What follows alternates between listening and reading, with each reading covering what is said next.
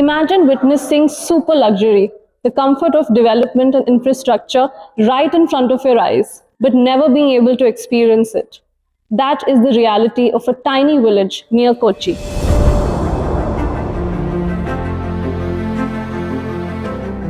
This is Thonthonitturuthu, a green speck in the serene backwaters of Kochi. The beauty of this tiny, pristine island hides 100 problems of its 300-odd inhabitants.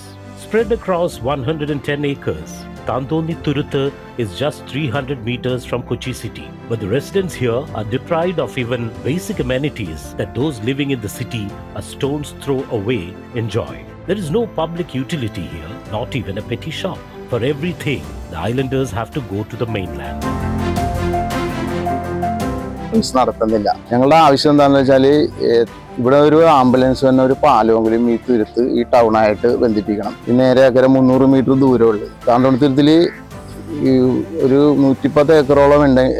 അതിൽ 10 ഏക്കറോളം നാട്ടുകാരുടെ ഈ 5 saint 10 saint വീതമൊക്കെ ഉള്ളത്.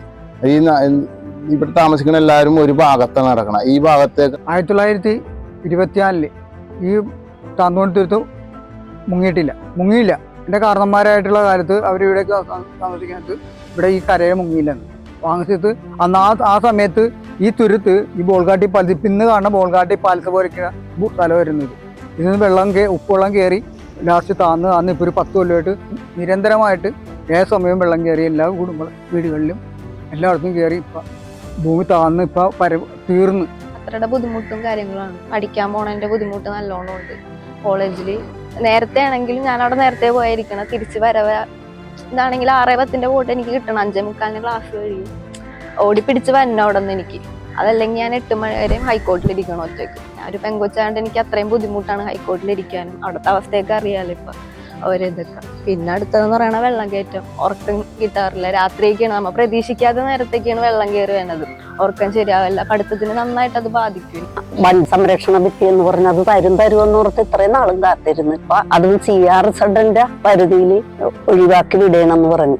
അങ്ങനെയാണ് ഈ പുഴയെല്ലാം നികത്തിയെടുത്ത ഞങ്ങൾ ഇവിടെ തന്നെ താമസിക്കണ ഈ ദ്വീപ് പണ്ടേ ഉള്ളതാണ്. ഇന്നലെ നികത്തിയെടുത്ത ഈ ഗോശ്രീയുടെ ഭാഗമായിട്ട് വന്നേക്കണ ഫ്ലാറ്റുകൾ ഈ പുഴയുമായിട്ടും CR-Z ഒന്നും അവർക്ക് ബാധകമല്ല. പിന്നെ ഞങ്ങൾ എന്തുകൊണ്ടാണ് ഇങ്ങനെ അവോയ്ഡ് ചെയ്യുന്നത്?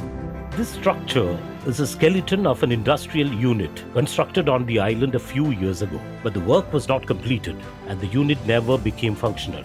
This dilapidated structure could well be a symbol of the island's destiny.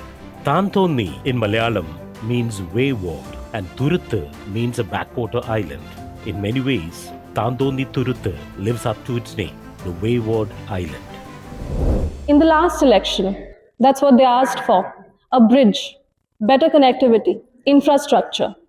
This election too, they've asked for the same things. Then why aren't their voices being heard?